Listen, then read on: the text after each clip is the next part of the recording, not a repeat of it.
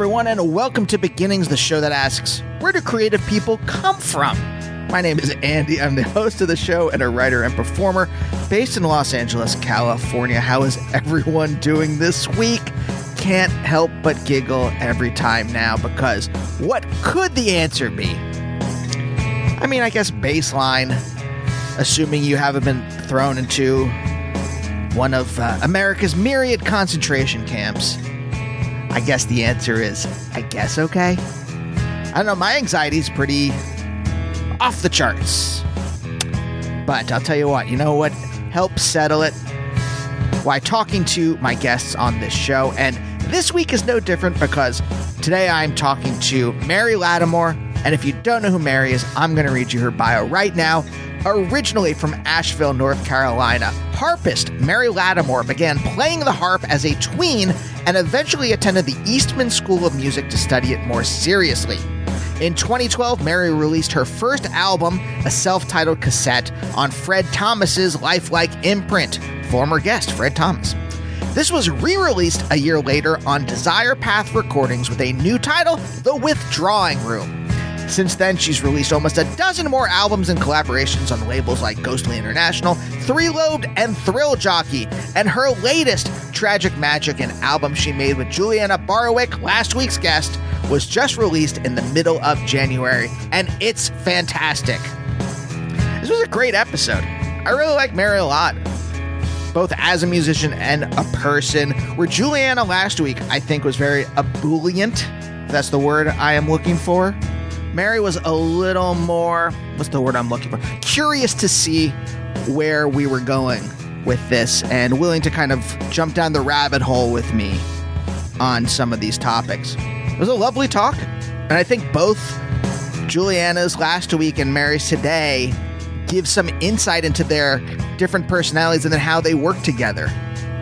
If you haven't listened to Tragic Magic yet, it's quite wonderful, and I hope you do, and I hope you enjoy this episode. Before we get into it, coming up on the show, I just did some great talks with both Lisas from Cub, Amelia Fletcher from Heavenly, John Flansburgh from They Might Be Giants. All really cool talks, all coming up soon. Got some other ones on the books that are very cool, so stay tuned for those. But for now, let's talk to Mary.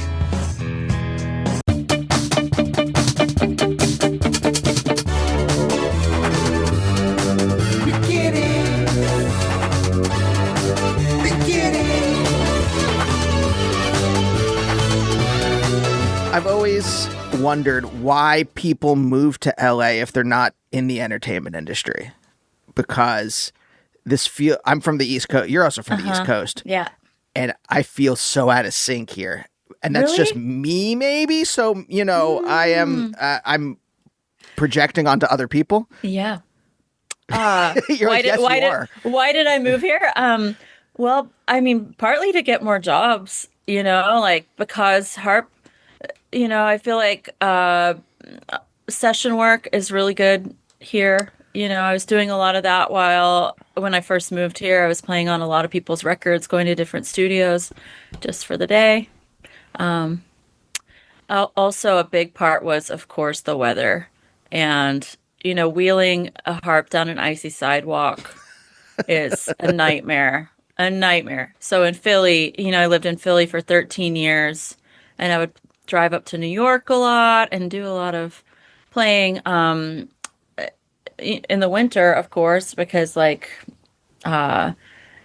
you know, the job isn't seasonal, so it's like okay, you have to drive up to New York, and then it's snowing, and then you have to, you know, those like there's the curb, and then there's the snow pile that you kind of have to wheel the 85-pound harp over the snow pile, and slippery in boots and stuff, and sleet coming down. So that was a big reason to move to LA. It was, you know, like I'm not restricted by the weather as far as moving the instrument. And there also feels like there aren't that many stairs here. It feels like a lot of buildings are just like straight in, right? No cellar door stairs with the doors that open from the street, like fire escapes to have to carry the harp. But it's the harp. Moving the harp does. I have to think about it all the time. Yeah, the practical kinds of concerns and how that links up with your own kind of, let's say, existential constitution. Because you were talking, I was just like, oh, right, yes. It made me think of like my own kind of journey in terms of like, I want to say laziness. I don't really think it's, let's say bodily laziness, because it's not like, I write a lot and I do a lot of work. I'm, especially in the world we live in now, and I'm working, 7 days a week in some ways. Yeah. Work in quotes for. It's not working in a supermarket. It's not coal mining, but you know what I mean. Yeah. But I was in a band in college, and I was imagining like I was loading in the amps, out of my friend Kyle's the backseat of his car, these giant amps, or trying to pull it out of the trunk. Okay, then went from there to New York to be sketch comedian. Okay, now we're carrying like half a centaur costume.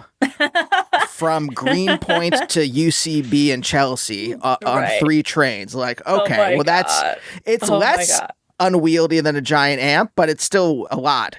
2, eventually podcasting, where you just show up at a venue. Like, if I'm going to do this live, you just show up at the venue and everything's like that. So this is all prefaced to say, are you someone who, in general, if there's a obstacle in your way, you are able to just figure out a way around it? Or are you someone who's just like, nah, you know what, I'm fine here? Depends on what it is. I mean, if I really want to do it, I'll figure it out. Yeah. It's funny, like it reminds me of Juliana because she's a very determined person, and she has this philosophy that's like, okay, pretend like your life depends on it. She's like, tell yourself that your life depends on wheeling the harp over this bump, and like to make this really important, you have to do it or you'll perish. And I think that's really cool. But for me, it all depends on what it is. I think like I'm pretty laid back in general. There's some anxiety there, but as far as like, oh yeah, I can let this one go. This is like too much work, or this is not something that I really deeply care about. So like, I can let it go if sometimes I just can't be bothered. But as far as like playing shows, I never cancel because of a snow bump. But I do like the sunshine now, and the harp likes it too. Yeah, for sure.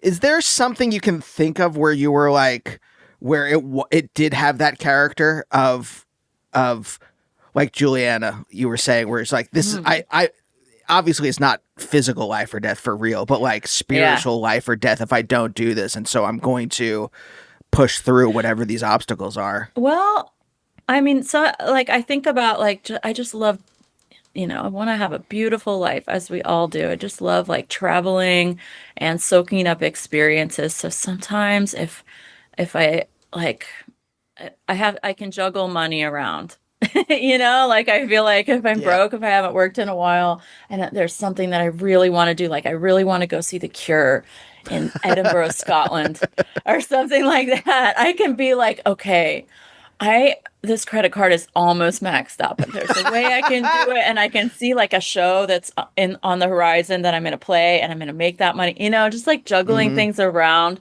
so that I don't have to miss like beautiful, profound experiences. Like, I'm going to die if I don't see The Cure in Edinburgh. I'm just going to perish. I don't know. Do you think this is all just dumb connecting things like armchair Freudian bullshit, but like, okay, I think of the harp as a very beautiful instrument, right?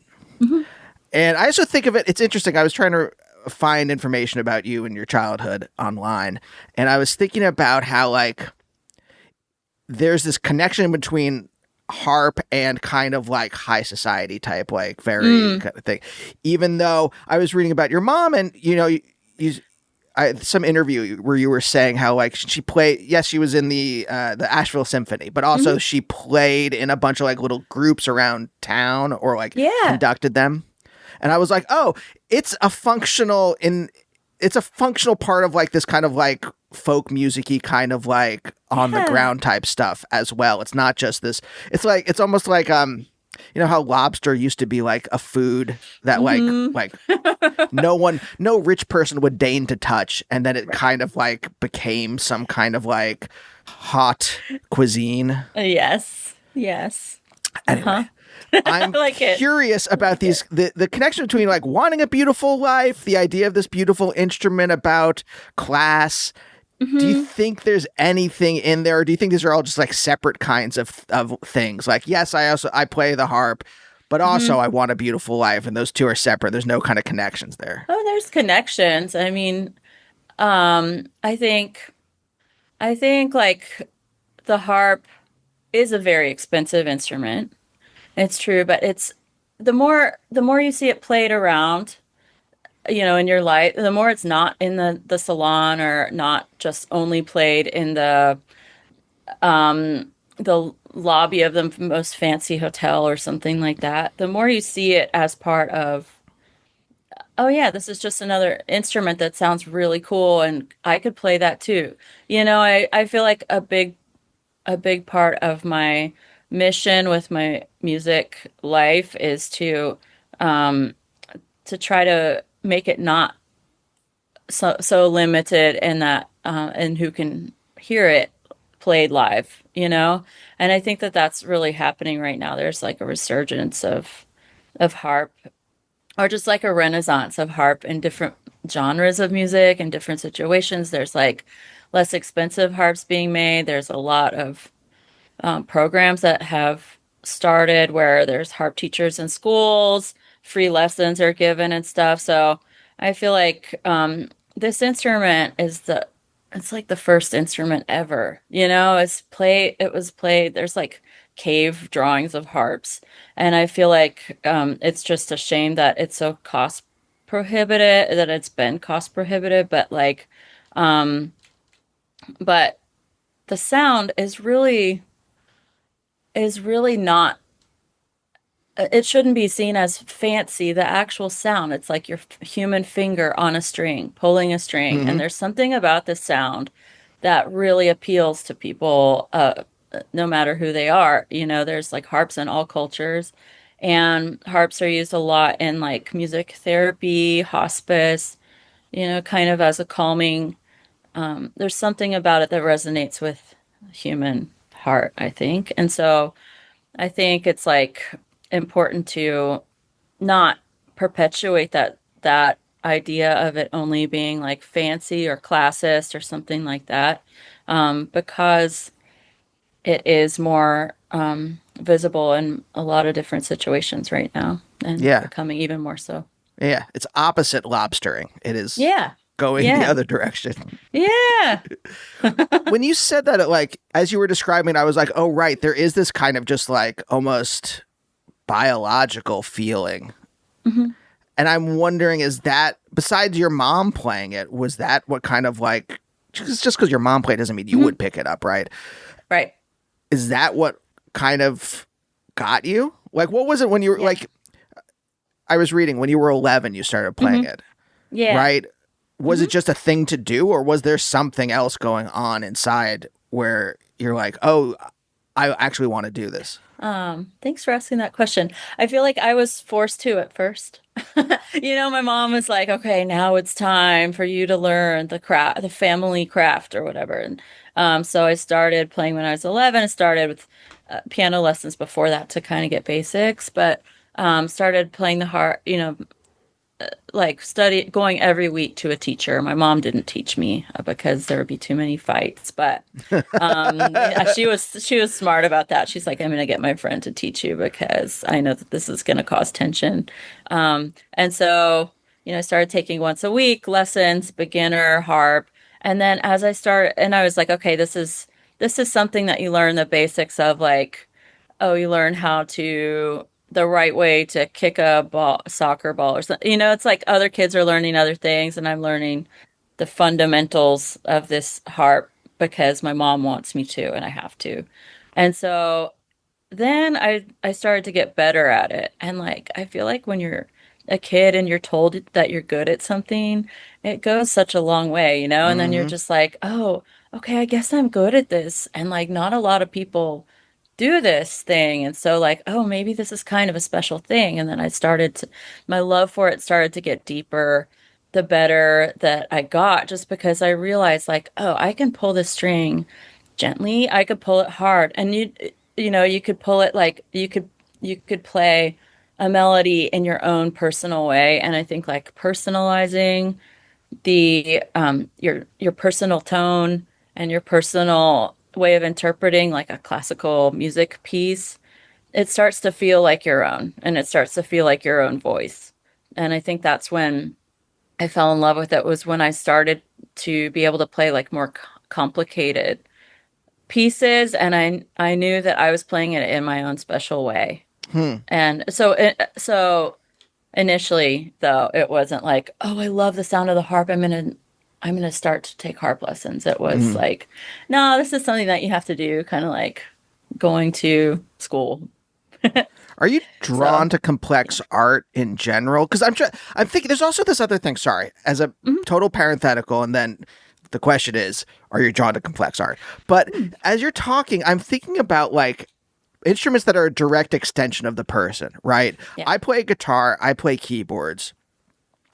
Both of those things. And it's not even classical guitar. So I have a pick, right? Hmm. And even if you're playing classical guitar, there's only 6 strings. So it's still not the same thing as a harp in terms of complexity, in terms of like the depth and breadth of something that maybe you could express. Hmm.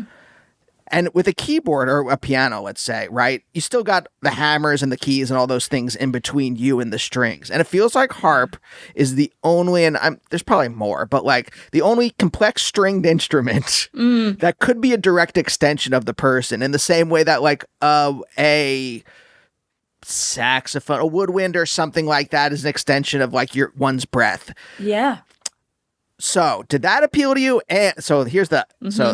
I'll have that question. Did that appeal to you? And are you drawn to complex art? Interesting. Okay. So I think I'm drawn to fun.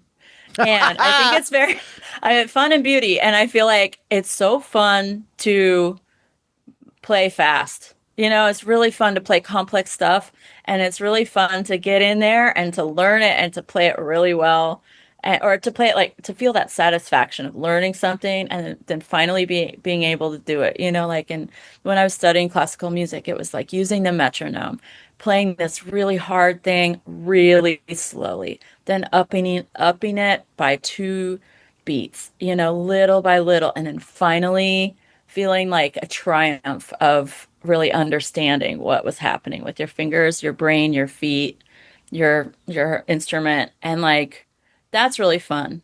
But that being said, I'm also drawn to really simple things like um the harp.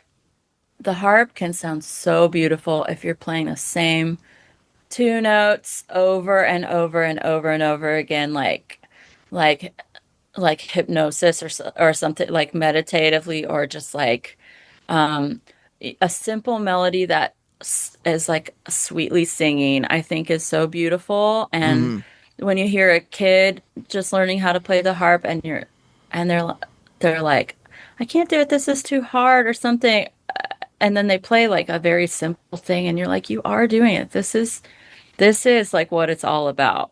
It's about self-expression with whatever level you can, whatever level you're at, you are where you are.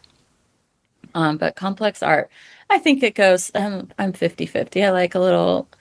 I like complex, detailed things, but also I really love like simple, basic, beautiful, pure things too. Sure, sure, sure. I get that. Yeah.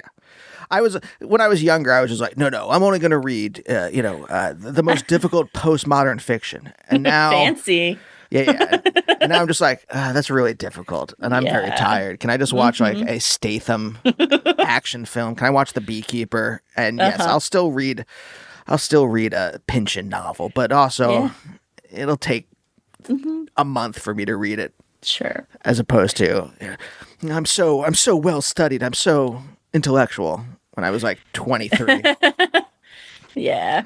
Yeah. No, no, I get I it. get it. So, okay, wait. How much does a harp cost? It really ranges. Like you could buy like an ornate gold one and it's 30K.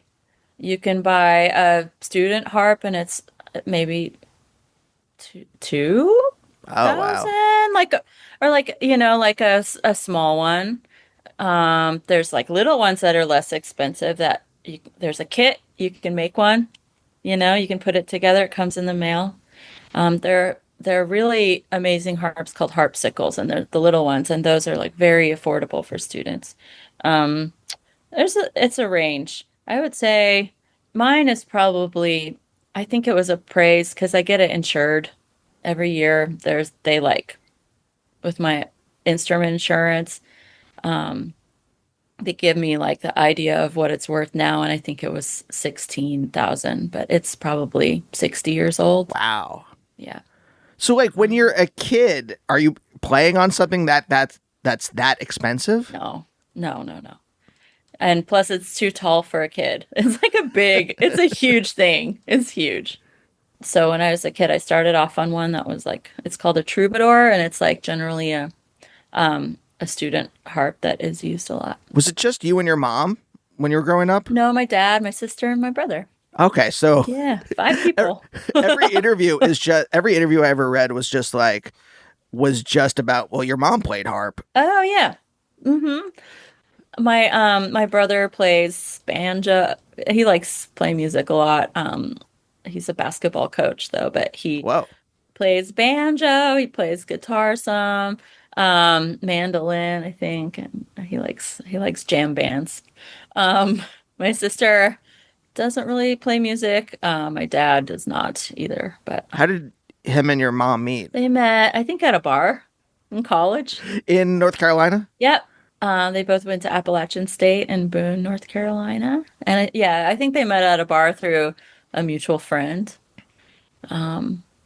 And yeah, my dad has a farm. My parents live on a farm. My dad has cattle, beef cattle, like 21 cows, I think. Wait, what does that practically mean? Like they slaughter the cattle and take it to market, or Yeah, he doesn't slaughter them. He's like, I will give them a really wonderful life, and then they have one really bad day. I know. That's it. I'm vegetarian, so that Mhm. it makes me really bummed. But the cows are very well taken care of. They're just like treated like pets. Like, my dad helped, if my dad had to learn how to help birth the cows and stuff. My dad is not a farmer. Um, he hasn't always been a farmer. He worked as the dean of business at the community college in Shelby, North Carolina, for a while. So he's kind of like an economics, businessy, academic-y guy. Uh-huh. But his dad and my great grandfather, my great great grandfather, they all had this same farm. And so this farm has been in our family for many generations. And so since dad was the only child, he inherited the farm after my grandfather died. And so dad had to kind of learn how to work with cows um, later in life. So, yeah. Okay. Did he Hmm. want to, or was it just a family legacy he felt Hmm. he could not escape? I have no idea. I think it's probably a bit of both, you know? I think he loves the land. He loves the cows. I think he wanted to, probably. Yeah. And he knew that this was what was on the horizon for him. And this is in Shelby? This is in Pokeville, North Carolina. It's like, I think it might have two stoplights. Oh, It's wow. very small rural community in North Carolina, like kind of between Charlotte and Asheville. And my parents renovated my great grandfather's birthplace. So it's like an old log house that they fixed up, when dad inherited the farm. Okay, so Yeah. he's from this small town, Yep. goes to college, then ends up in Asheville. Yep. Working at my family had my mom's side of the family had a furniture factory in Asheville, and my dad was the personnel manager there for many, many years until the factory closed. And then he worked at a textile mill in Shelby, and that's where I went to high school. And then they moved to Polkville when I was like long gone. Wait, when does he become a dean? He was a dean the at the community college like maybe 10, 15 years ago. Okay, Yeah, okay, is when because he that seems started like an going. outlier in like Yeah, I this know. CV. I think after the like being personnel manager, he like I think he majored in economics in college.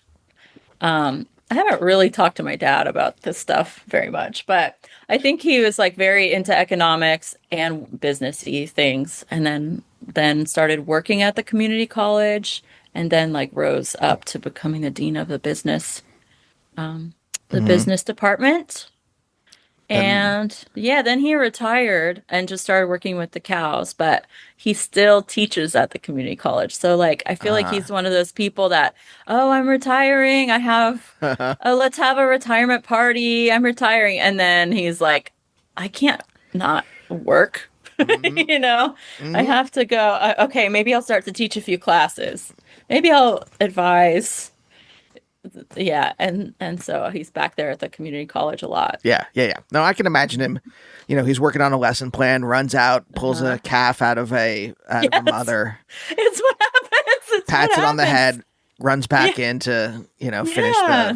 macroeconomics lesson. I know. It's exactly what happens. I think he's also taking a woodworking class.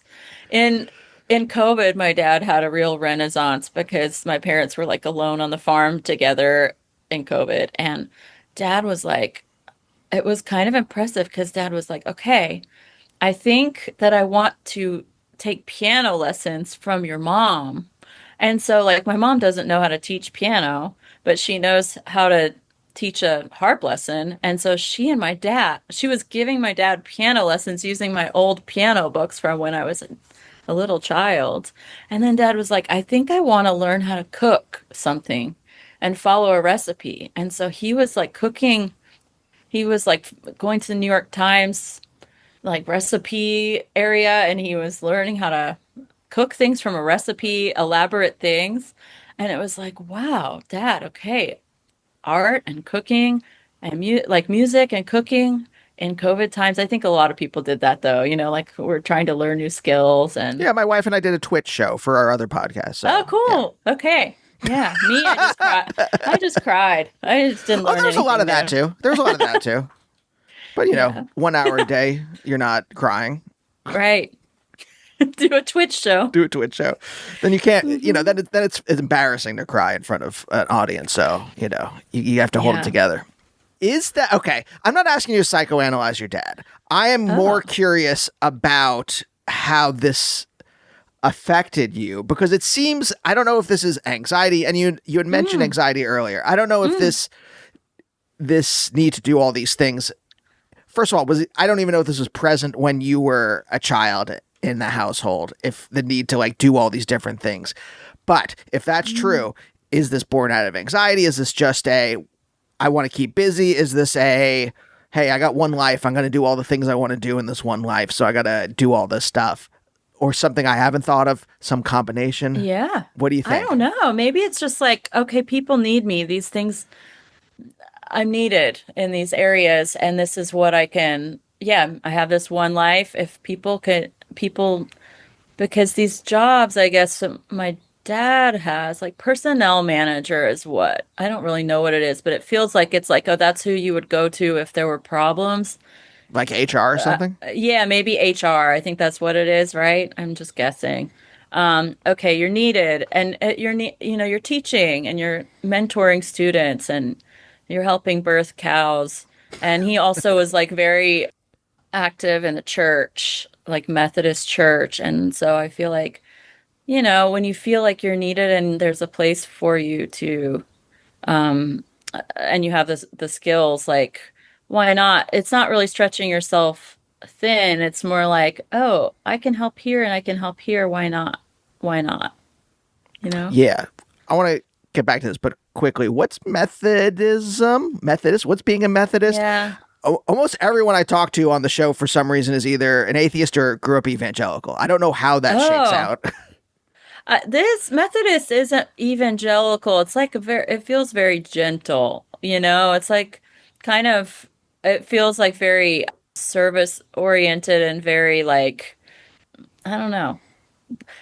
Like growing up in like Shelby in high school, middle school, it was like church was a very social part of the community too. You know, everybody went to church, oh, Baptist or Presbyterian or whatever, and they all, to me, they all seemed kind of the same, you know? And so it was like, oh, this is like a social thing. But Methodist, I think it's pretty like heaven, hell, do good stuff, help people, and it doesn't feel to me like particularly Republican, like it's not conservative necessarily. It feels to me just like, oh, church is like a very Southern social thing that kind of guides you. I don't know. Um, I do not go to church anymore, but my family still does, and that's like a big part of their lives. Yeah, so it wasn't oppressive. It was just like kind of like No. a social Yeah. thing with Yeah. like, I'm saying it's social. I bet my family would be like, how dare you, or something like that. But it's meaningful and spiritual and special to them, and it's very um, ingrained in their lives. yeah. No, it's the same. Like my family are Reformed Jews, so it's same Hmm. kind of thing. It's very social, and I Yeah. mean, for them, it's a religious thing or a Hmm. spirit, let's say spiritual thing. Yeah. For me, it was more a way of inculcating some kind of moral doctrine in Hmm. people in a good way. Okay. Yeah. Yeah. The good moral stuff. Don't Like kill people. guidelines. Yeah. Yeah. Don't Yeah. steal. Don't cheat. That Hmm. kind of stuff. You know. Yeah. I think I started having a problem with it when there were missionaries. I think the missionary aspect of it kind of rubs me the wrong way, you know, just going into these ancient cultures and like saying like our religion, oh, we're saving you with our religion. But I think that you know, they also feel like that's an important aspect too. So, Oh, interesting. Okay, so it's kind of Catholic-y in that way. mm. Aren't there Catholic missionaries that go I places? don't know much about Catholic. I don't know much about this stuff. I don't know. Hold Yeah, on, I'm maybe gonna there quiz are. you. Let me find a Methodist quiz online somewhere, and I'm gonna That's ask you my very nightmare. specific questions. That's my What are the 12 nightmare. doctrines of Saint No. Ignatius? Oh my God. I don't know what I don't know what that means at all. I was just Uh, more curious about how it affected growing up. If there was mhm, anything, if it did anything to you inside, or if it was just like, mhm. this is a fun place to go to see people, and we have a meal I wouldn't sometimes. say it was fun. Fun place to go.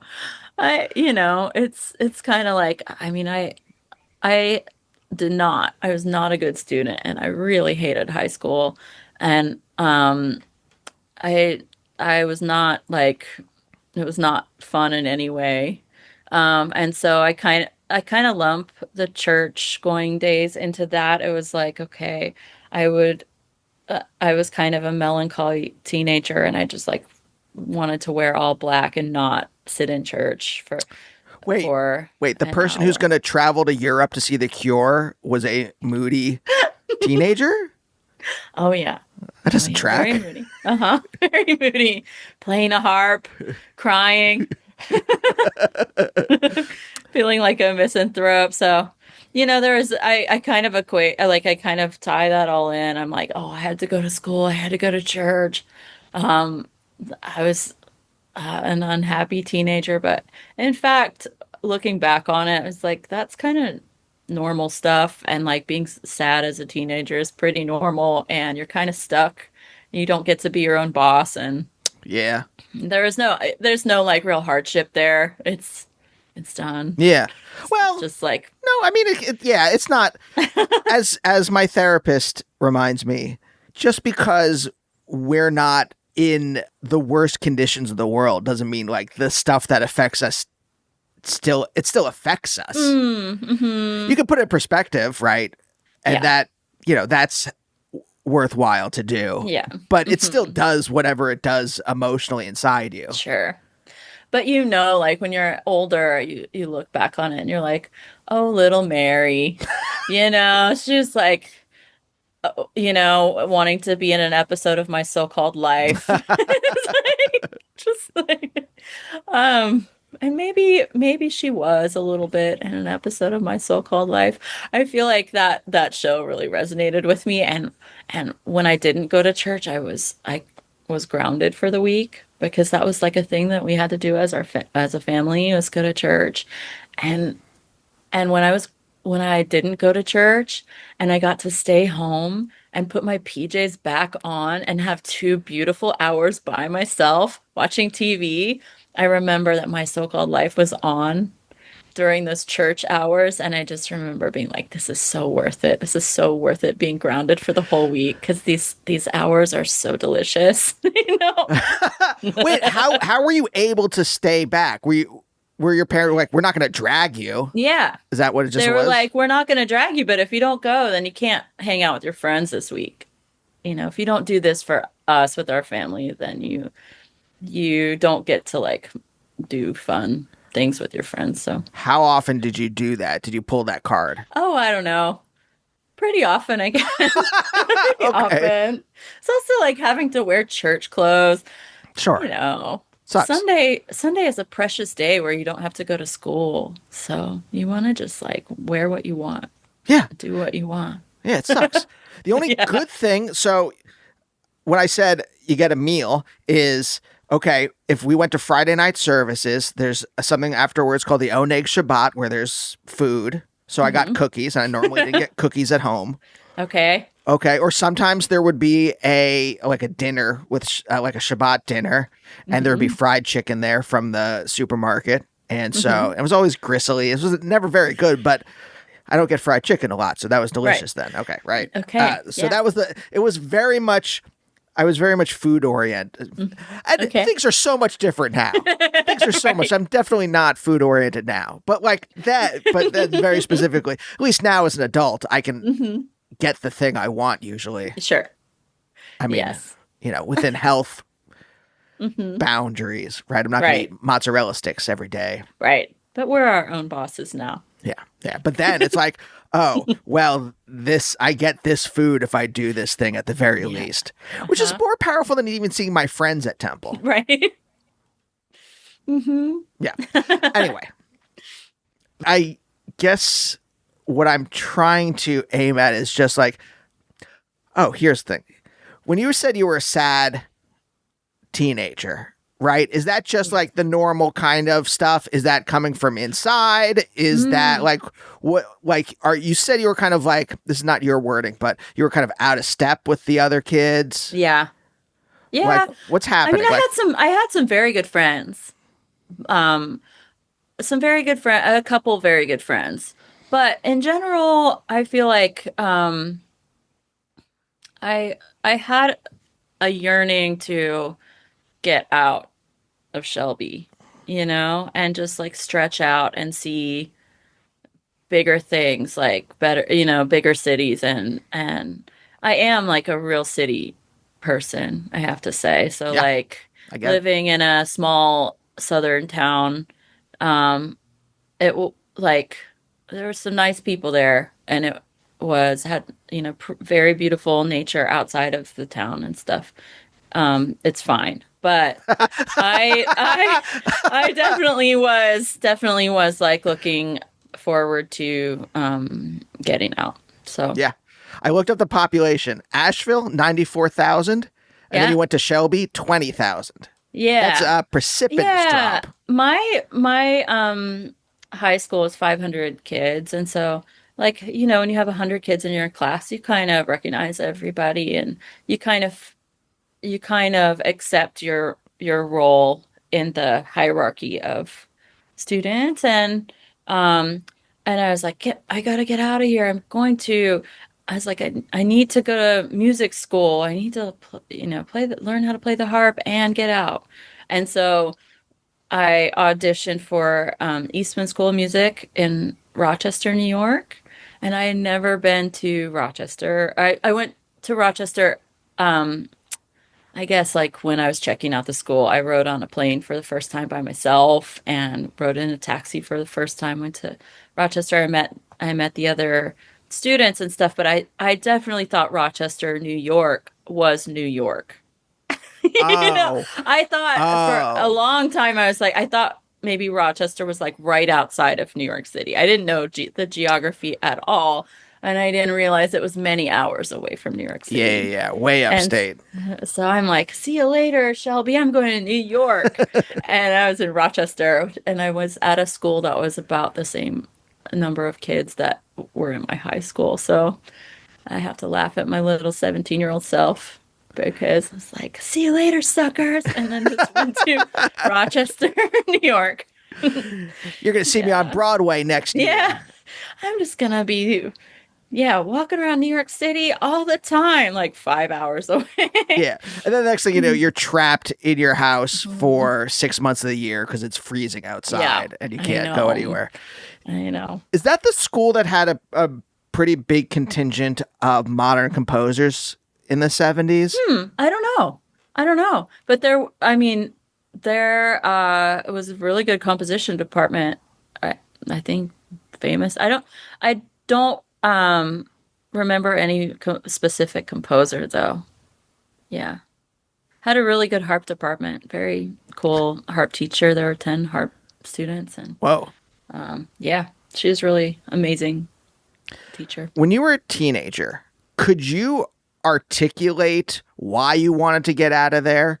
Or was it just a kind of amorphous feeling? I asked this because I was not self aware enough. I was self aware, but not Hmm. enough to be able to, or maybe I just wasn't like competent enough to explain why I Uh-huh. just knew I felt trapped in the suburbs and it wasn't what Yeah. I wanted.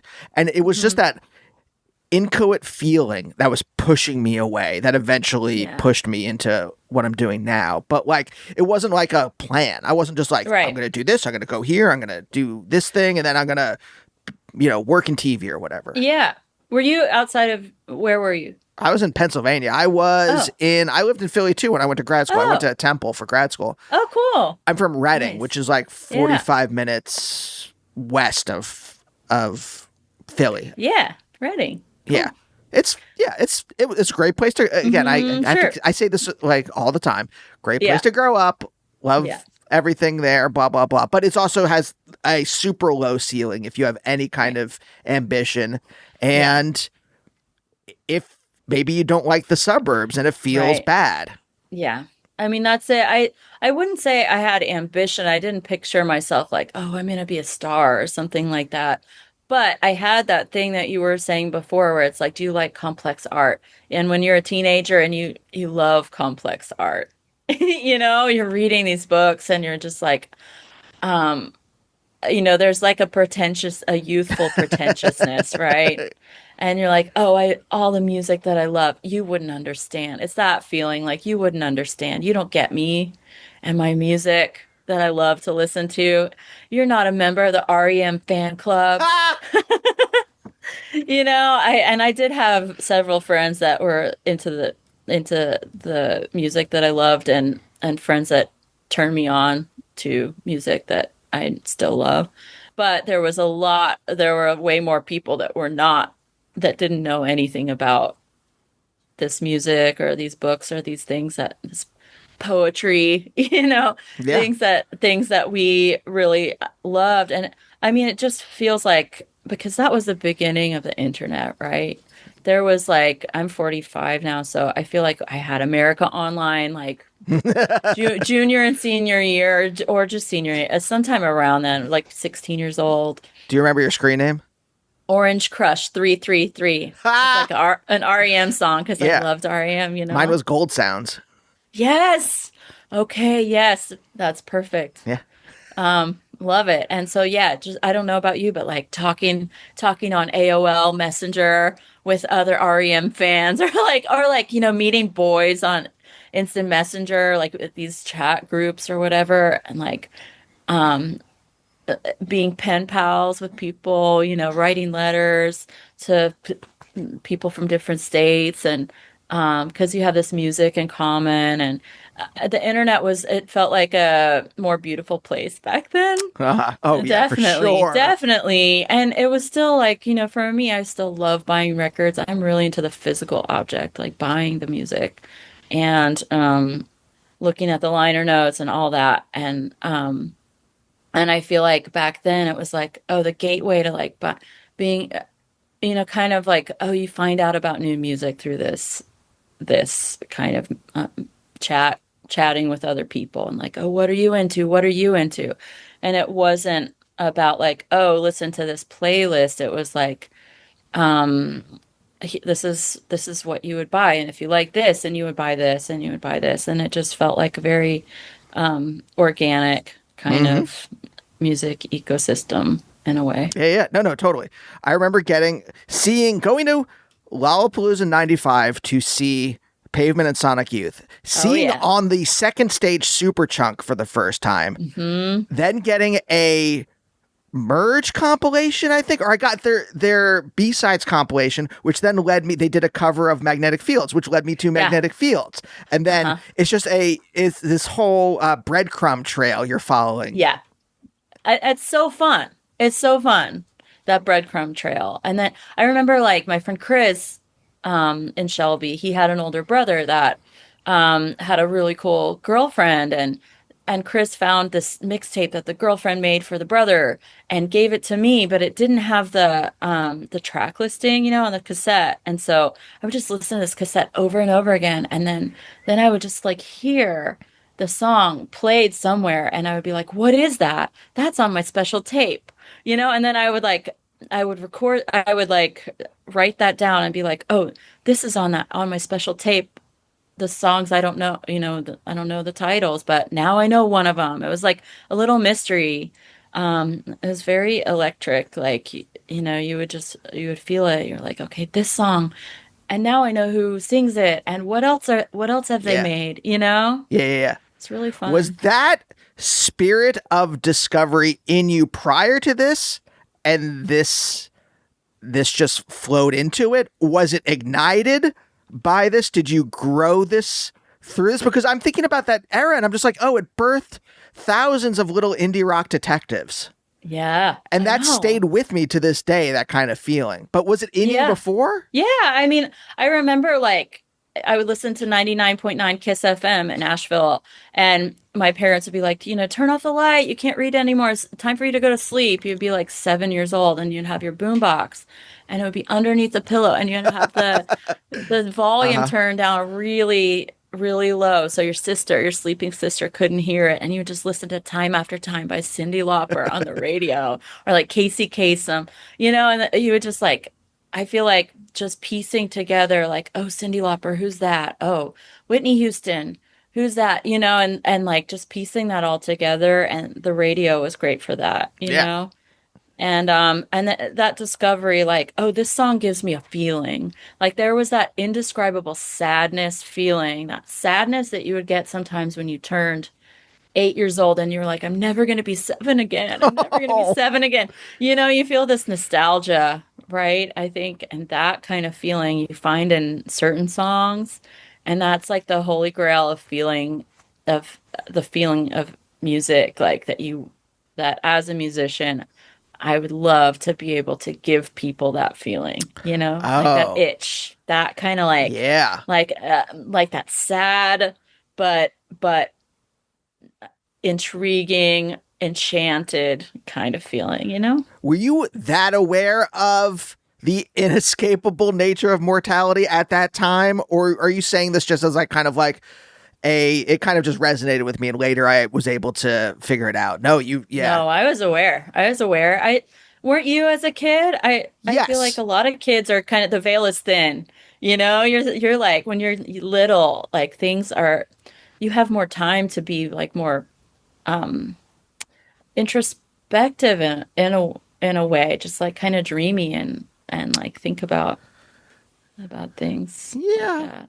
Well, I just thought I was weird because it Uh-huh. was so present. I mean, I was introduced to the Holocaust way too early, and so Oh that's yeah. a real kind of like mind Yeah, fuck. yeah, yeah. Or Yeah. like my mom would tell me that like, oh yeah, the KKK used to march here in Reading in the 70s, like weekly, and so Yeah. those two things connected in my head. It Wow. My grandmother died. Yeah, all my grandparents were dead except for my one grandmother, and then she died when I was 12. So it was Yeah. all there, present. Swirling. Yeah. Yeah, I mean, we had the Book of Revelation. Oh, That's like learning about the Holocaust too soon. That's like learning about the mark of the beast and the that kind of stuff from a friend's evangelical mom, like being told this and then coming home and being like, "What is this?" Or like, I feel like I don't know how old you are. I'm 45. we're How around the old are same you? age. I do you remember these movies that I feel like the movies for kids were especially poignant and sad and strange and dark. Like, I mean, not only like Labyrinth and the Dark Crystal and all that, but like those cartoons that were like The Land Before Time, All Dogs Go to Heaven, like the saddest shit, the Secret of Nim. saddest. Yeah. Like that weirdness shaped all of us that are our age. I think if we saw those movies, there is like the mortality in there, and there's this the thinking that things are fading, that you'll never get back. Oh, You know? that part didn't hit me, but the the slow loss of Hmm. time didn't hit me until I was older, but that time could just end was Yeah. real prominent in my brain. I know that also like yeah, the end of the world, nuclear holocaust, things like that. I remember there was this book that we read in sixth grade, 11 years old. We had to get our parents to sign the permission slip to read it in public school. It was called Z for Zachariah, and Oh, it was very very dark. It was there's nuclear wasteland, and the only people that were still alive, there was a young girl who felt like she was my age. Then there was a man, and she could only see his fire burning on the horizon, and she knew he was getting closer. It was kind of like a, I don't know, they were like I just remember thinking about like, oh my gosh, he's coming to get her or something like that. And the strange thing was like this book really thinking about like nuclear holocaust and nuclear war and stuff, it's like very terrifying for a kid. yeah. But then like, and the end of the world, all this stuff, like kids absorb so much more than I do right now with my like, watching Below Deck, Down Under or whatever. I feel like the just that the funny thing was like I have this great friend Heather McIntosh. She's a film composer, she's an amazing film composer, and she lived in New York when I lived in Philly, and I used to play on some of her scores. I still do play the harp parts that she's written. And she was like, Mary, can I come down to one day? She's like, Mary, can I come down to Philly and record you for this movie I'm scoring? I'm like, yeah, sure, of course.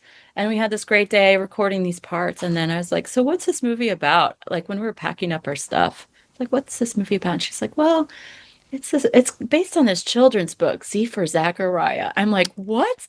I played the harp on the film version of the book that terrified me as a child. And it came out. It was like a movie starring Margot Robbie. Wow. Yeah. Yeah. It was following me. Do you think once you found that out, did that cleanse anything for you? Having like one of those kind of full Yeah. circle moments? It kind of did. I believe in like the cosmic wink or something. Sometimes I just feel pranked by the universe, when the coincidences or like things come back around and you're like, "Oh, I see. This is like a little smidge of a joke." You know? Yeah, yeah, yeah. Yeah, yeah, no, no. Yeah, I read The Stand when I was too young. And I think that's what Hmm. did it for me also Yeah. in terms of like, wait, society isn't going to be, it doesn't have to be like it always is. Like I can read about the past, but obviously I knew about the Holocaust, as I said, but like, Yeah. but then Yeah. society's different now, and this is the way it's always going to be. And then you Right. read some kind of apocalyptic fiction, and you're like, oh, it doesn't have to be like this. And so I've Hmm. always I think from an early age, I always felt that there was the sword of Damocles. Is that the phrase, hanging over me? I was always waiting for the other shoe to drop. And now that Oh, it's interesting. dropping, it doesn't feel good. Like, it's not like I'm like, No. oh, finally. It I just, knew this would yeah, happen. it's like, Yeah, I'm oh, this right. fucking sucks. I know. I know. I know. I think it's also that feeling of like the adults don't know what's going to happen. You know, it's like just a feeling of of insecurity where you're like adults are just kids too and they don't know what's going on. Everyone's flailing. Everyone's flailing around. No one is in control. And I think that's like, oh wow. Everyone is like a vulnerable little ant in the ant hill. Some more vulnerable than others. Yeah, Sorry. much, much, much. But we're Yeah. right towards the end, and I'm curious about your mom's journey because you said Mm, her family owned a furniture factory. yeah. How do you go from there to harpist? This was on my grandmother's side, the Brown family, Asheville, like longtime Asheville family, and they had this furniture company called Three Mountaineers, and it was around for a long time. But my mom was an only child, and when she was growing up, she had a neighbor who was like a cool older girl, probably preteen girl or something. And my mom and this girl played the harp. So my mom was like, "Oh, this little cool neighbor girl plays the harp. I want to learn how to play the harp too." And so my grandfather played the piano. He played like jazz piano, really great improviser, and Was this like the 1950s? yeah. And he would, yeah, 1950s. And he would play the piano all the time in the house. And so they got a little harp for my mom. There's lots of pictures of her playing this little tiny folk harp. And she loved this was a she was a person that was like, I love the sound of this instrument. The sound speaks to me as a child. I want to learn this thing because I'm so fascinated by this instrument. And so yeah, she studied it her whole life, played the harp with the Asheville Symphony since she was young. I think maybe since she was 25. She retired a couple years ago, but she's still very active as a harpist in Asheville and a teacher, and she leads the harp ensembles and she plays in hospitals and for people that are passing away and Oh wow, weddings and she just her life is the harp because she just loves it so much. Yeah. that's gotta be really emotionally rough to play for someone as they're dying. She played for my grandmother when she was dying, for her own mother when she was dying, which I thought was like, oh my gosh, wow. Beautiful, but so hard. And I'm like, oh my gosh, is my mom gonna want that for me? You know, it's like Whew. some people are like watching the pit. You're like, wow, how can you deal with like seeing organs exposed? Like, how can you deal with like seeing blood gushing from someone or like children with cancer, like the most, or, just the most like vulnerable, most in pain people and you're caring for them with a very no nonsense, like no like thinking about a very selfless kind of practical, this is what needs to happen. Some people are cut out for that and some people have the this is how I can help, this is what I am meant to be kind of thing. I think that's how my mom is, she's like, I'm gonna bring these beautiful sounds into this like not limbo but this like liminal space Hmm. between life and death. This person is going to be ushered into this other realm with this music and like this is what I can offer. I think it's really beautiful. Yeah, yeah. I think I'm just too. I wonder if this is the same for you. I feel it too much. I Hmm. feel the stuff that the other person is feeling, or at least what I imagine they're Hmm. feeling too much, and I can't like Yeah. I But can't. I wonder, I bet you could. I bet you could. If I was, yeah, sure, of Not course. if you were forced, but I bet you could. I bet you could if you knew that this would bring such peace to someone. I bet you could do it. I bet I could too.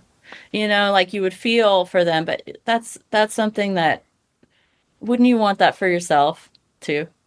You know, I feel like I would love to have someone play music for me as I pass away. Wouldn't that be the most beautiful thing? If Yeah, you I could don't know. have that for I try yourself? not to think about it so much that I'm Yeah. like that. Hey, would you like to hear Driver 8 before the end? I do think about here. I'll tell you what I do think about. Every time I hear a song that I find so beautiful, it like gets me to my core. Hmm. I think about that I'm going to have a limited amount of time to listen to this. That there will just Mm, be there's just a certain amount of time where like yeah. and then there's going to be a line in the Hmm. timeline where I don't get to hear because I don't exist anymore. I don't get to hear that song. Yeah. Yeah. You're like, wow, where did the song come from? Not just the instruments being played, but like the idea of the song came from from the air, from like Yeah. the it was just like grabbed from thin air. This song I've been listening to for decades, Hmm. and I will hopefully get to listen to for another Yeah. four decades. Let's Yeah. let's be optimistic. Yeah. It does become part of you. It's true. It becomes Yeah. part of you. It's yeah. What's your song? Oh, I can't. I don't know one off the top of my head. There's so Yeah. many, Hmm. Yeah. where just like this the combination, like something hits, like so, Hmm. or it just speaks to me so much. Yeah. Do you have one? I mean, mine is a record, and that's Disintegration by The Cure. I feel like that record, it's grown, it's like, if it's like a grown into me, as a person. It's like, I don't know, I'm like a tree, and it's like grown, grown into the bark or something like that. It's very, um, it's like a very constant companion in my life, which makes me happy. But yeah, I wonder how many times I'll get to listen to it. Yeah. Yeah, that's crazy. Okay, last question. And I don't know if this is answerable. I'm just trying to. There's something that's been in the back of my head that I'll try to articulate it and let's see where it goes. But you were saying how, like, you didn't fit in necessarily in high school. You get to go to harp school up in Hmm. Rochester. Like, was the harp and this is why I don't know how this is answerable or Mm, if you know, but like I'm wondering if the harp was part of an escape. Was it yeah. part of an escape plan? Was it did or did it just rise in parallel with this feeling of like not fitting in and feeling like I want to get out of here?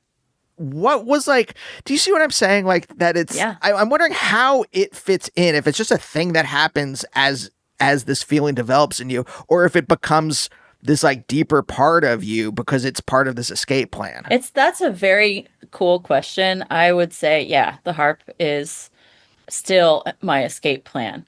It's the thing that takes me everywhere. It is like, um, I think it's like speaking of constant companions, like my Cure record, it's like my sister, it's my harp, it's like part of me. We go in tandem all over the world, and like it's brought me such amazing gifts and like amazing experiences. It's the way that I channel my feelings. It's brought me friendship and communication with other musicians and listeners. It's the way that I can relate to people and talk to people through music and connecting with people from different cultures and situations. And I think like it's an escape plan. It's like part of my escape plan, but it's also yeah, it is, but it's also like something that I feel like is an extension of myself. It's and it's my friend, and it's like the thing that I love so much. So yeah, I don't know if that answers the question, but It seems like yeah. it. I think it does. And I Hmm. think that's a very sweet place to end. Thank you so much for joining me. Yeah, thanks a lot. It's a fun conversation. Thanks. And we'll see you next time. Bye. Bye, oh, bye, oh, bye, oh, bye, oh, bye, oh, bye, oh, bye, oh, bye.